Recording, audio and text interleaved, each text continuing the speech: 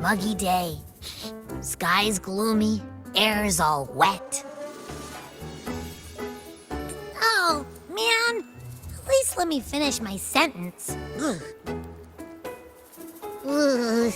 Cold, cold, cold. Oh.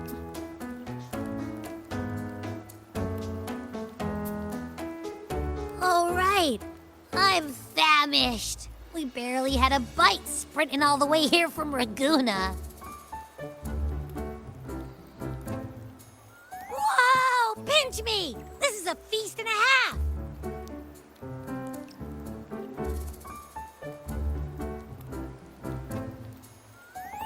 Hey, Rover. So, we did bring enough money, right? I mean, we kind of rushed out without grabbing anything. Oh, that? Don't worry. Money's not an issue. Augusta made sure we're covered. All our food and lodging here in Septimont is billed straight to the F4's palace.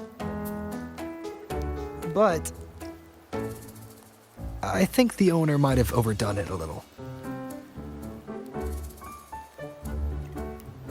Ha! Better get used to it. You're the champ of the Great Aegon. And you know me. If food's on offer, I'll be a scoffer. Yeah, no leftovers, guaranteed.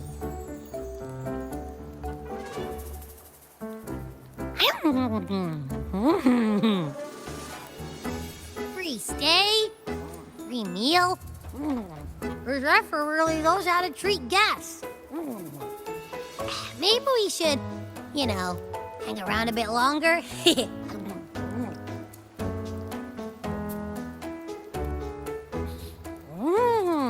This smells amazing!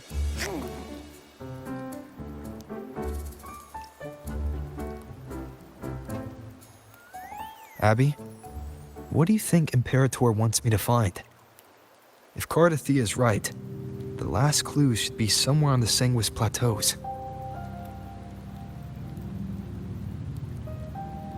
We're so close to the finish line, just one step away. But our pace is slowed. Relax. We're already back in Septimont. What's the rush?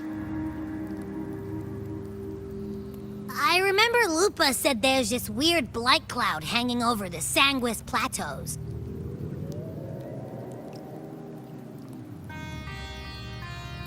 And when the high tide, or whatever, rolls around, all the gladiators go there to hunt tacit discords.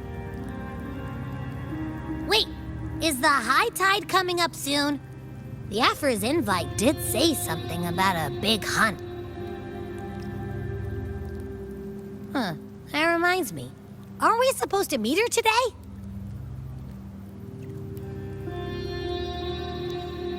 A messenger came this morning. Augusta is dealing with an emergency, so our meeting's postponed. It looks like it'll be a while. An unexpected change. It's throwing everything off course. I don't like the feel of it. And why me for this hunt? If it's about the Great Aegon, the messenger said none of the other gladiators were invited.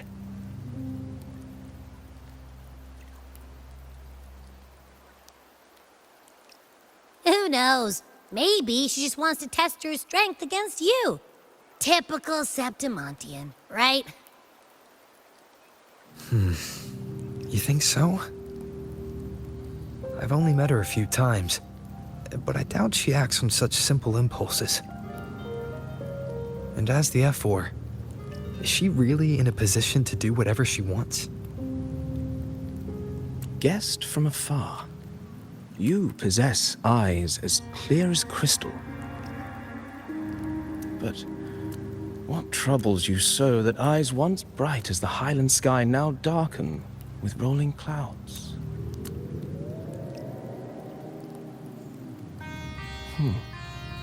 A warrior who walks the blade's edge does not falter over trifles.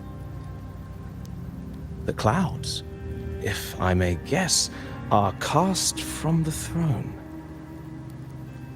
At the peak of Capitolini Hill, Beneath the pale walls of the Ephes Palace, secrets lie buried. And the most intricate among them are those born from the pursuit of power.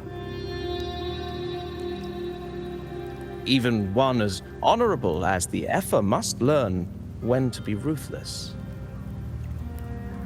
In Septimont, a city forged in iron and blood, anyone who seeks the throne without knowing the cost is no better than a lamb marching to the butcher's knife.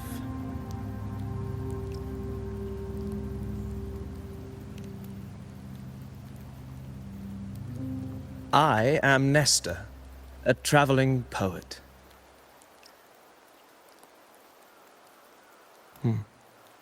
The rains in Septimont never seem eager to leave this season. So then.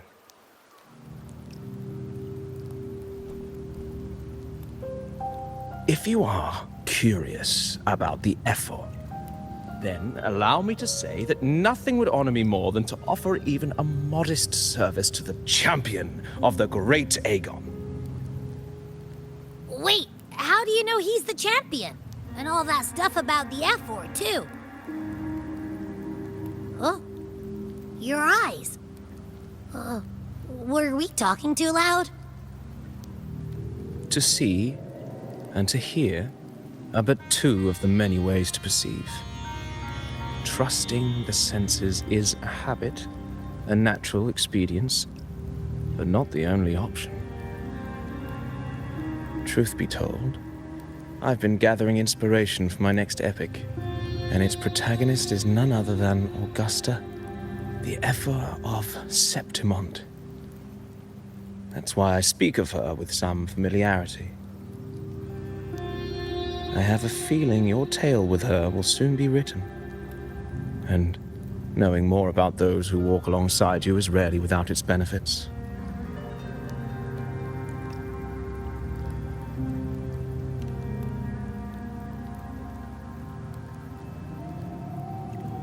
Augusta, a girl of humble birth, a resonator of modest talent, a commoner without noble patronage.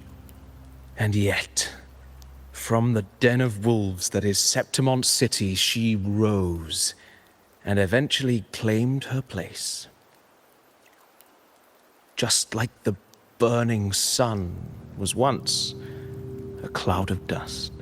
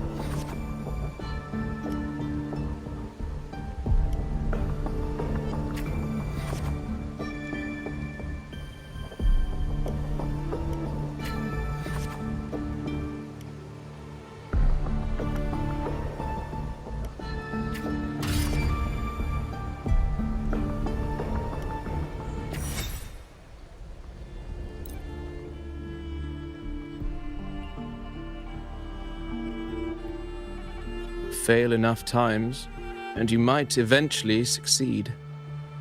Should we call it resilience? Or mere stubbornness? Or perhaps, for a girl who has lost everything, there was never a second option. She had no one to trust but herself, and naught but a blade to hold. And yet, as the first stanza of an epic, this is nothing extraordinary. Since the lament, across the scorched lands of Solaris, I've heard this story repeat itself, again and again. Greatness. Yes, our era has certainly seen it. But true greatness is never found on the first page of a story. Courage, glory, and honor. Such immortal virtues have been etched in tablet and stone, but they are never forged overnight.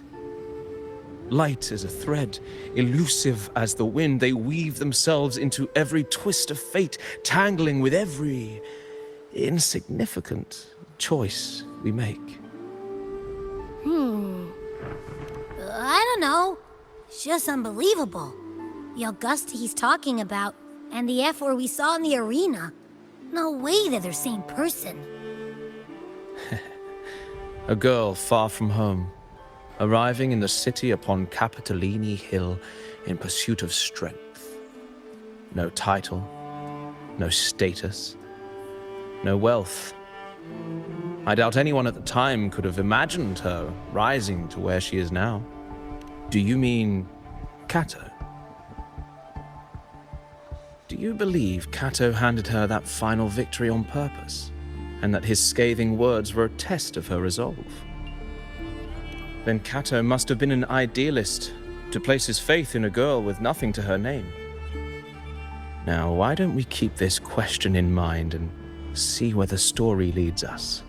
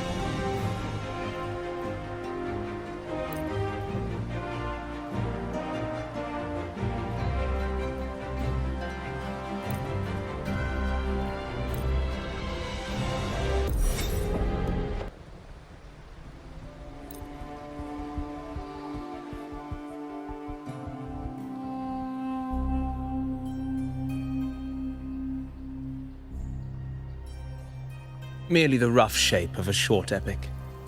This is all I can offer about the F4.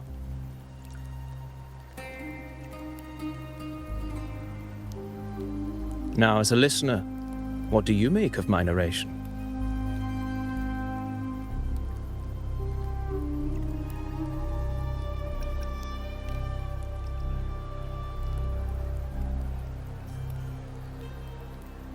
In this, you are right. Poetry can only offer a glimpse of the true story, the reality of people, events, and things slips beyond the grasp of words. I do not belong in the pages of the epic, so I remain confined to the observer's gaze. I can imagine events and emotions unfold, but I cannot truly recreate them. Here's some advice for you, though I hesitate to call it such. If you want the truth of a story, step into it. Become part of it. The opportunity stands before you now. As I've said, the tale between you and Augusta, the hero of Septimont, is only now turning its next page. It's not difficult to see. Fate flows like the stars, tracing their course. Your destination is written in the steps you take.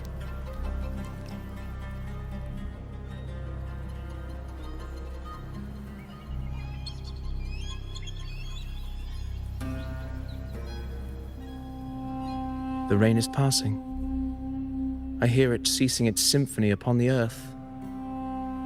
It is time for farewells.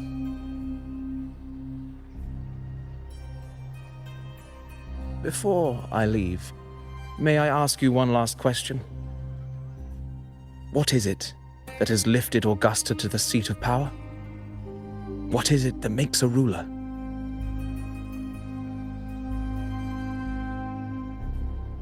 Well, I'd say strength.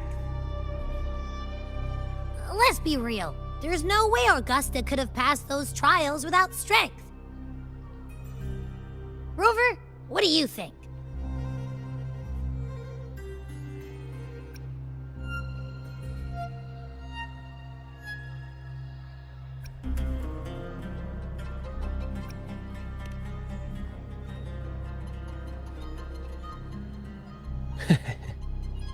You needn't rush to answer now.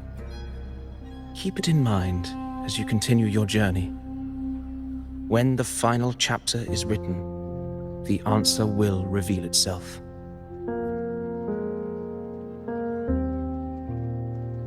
Farewell, my friend. Our paths crossed by fate and by chance. Soon, after this brief encounter, everything about me will be gone with the wind. But you, your epic continues.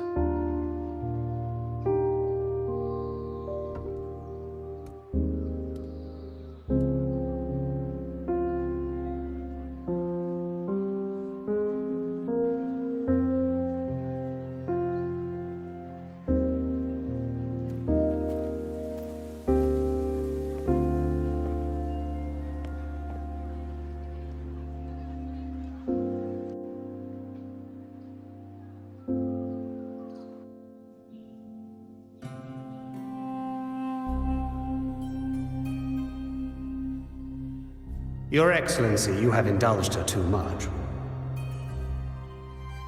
As the priestess, Yuno is far too unruly in both action and word. It's a disgrace to her title.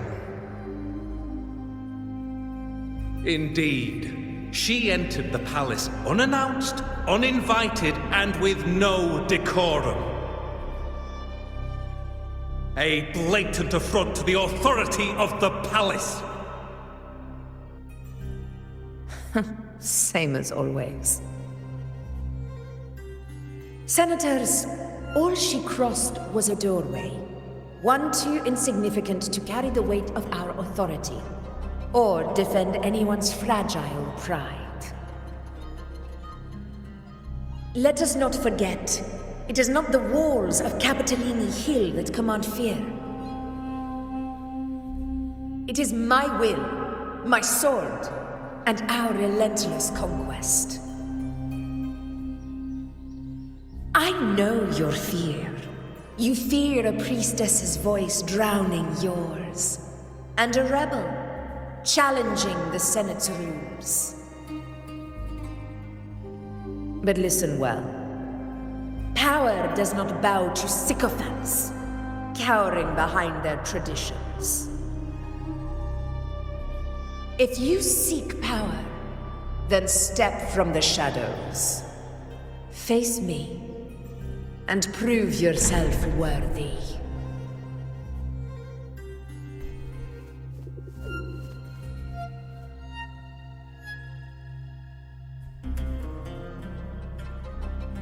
Took you long enough, Augusta. Handling the senators takes time. You know that. Well, to keep our esteemed priestess from waiting, maybe next time I'll just leave them to their own devices.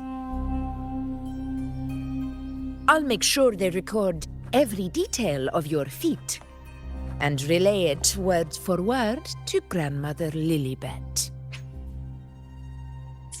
Priestess Iuno. Unruly behavior left Tetragon Temple without permission and trespassed into the Ephor's palace. I wonder, who will lose it first? Lilibet or you? Let those old foxes report me all they want. If they step into the Tetragon left foot first, I'll shoot the left. Right foot first, I'll shoot the right. Hey, I'm with you on that one. The Senate should be reminded now and then that the Tetragon's kindness is not a reason to take Priestess Yuno lightly.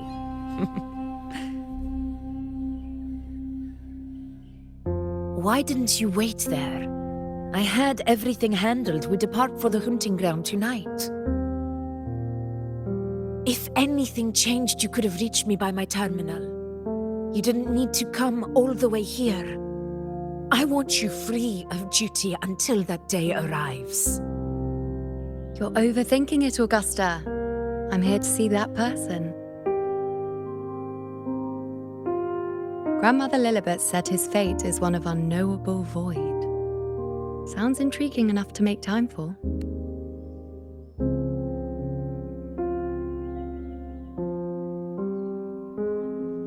So that's it? Too bad. The ship from Laguna won't dock until tomorrow morning, and we'll be gone by then. Ugh, what a hassle. Patience, you know. The warrior has accepted the invitation. So, you'll have plenty of time to meet during the hunt.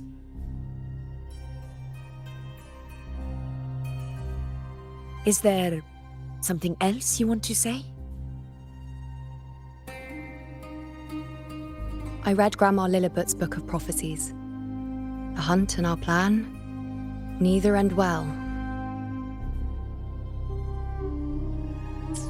Are you sure we should go through with this? Risk does not trouble me. Peril simply requires greater strength. But really, when did you start caring about the temple's traditions?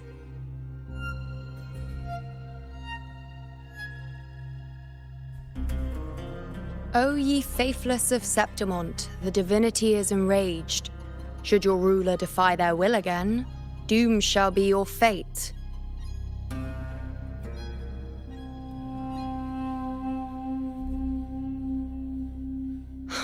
Lately, I've been hearing murmurs from the nobles again, about the ancient prophecy from Raguna. I will admit, those words once carried weight. But when our ancestors crossed the waters and climbed these hills, Raguna's divinity didn't get a seat on the ship. And the priestesses all said the prophecy was incomplete. Only the hero of heroes, wielding extraordinary power, risen from the dark tides, shall bring eternity to Septimont. Then shall the waters quiet, the tempest still, and glory return with the blood of the old. Do not forget, this is the other half of the prophecy.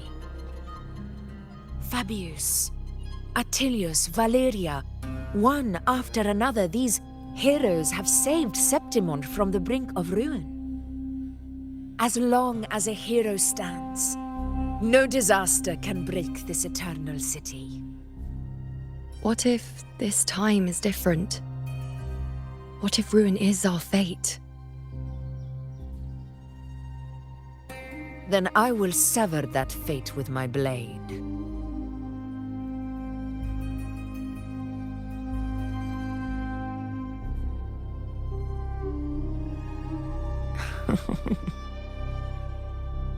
What's so amusing? So, the fearless priestess Iuno can be frightened after all. But it's fine. If you're afraid, don't push yourself. I can handle this alone.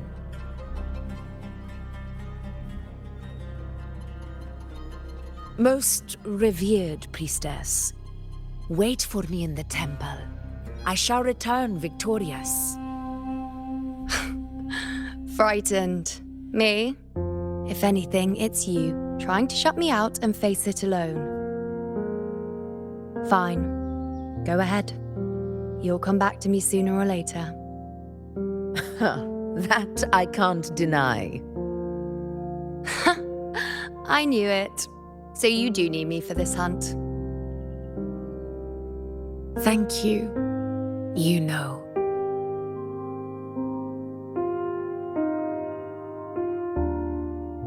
Why are you saying this?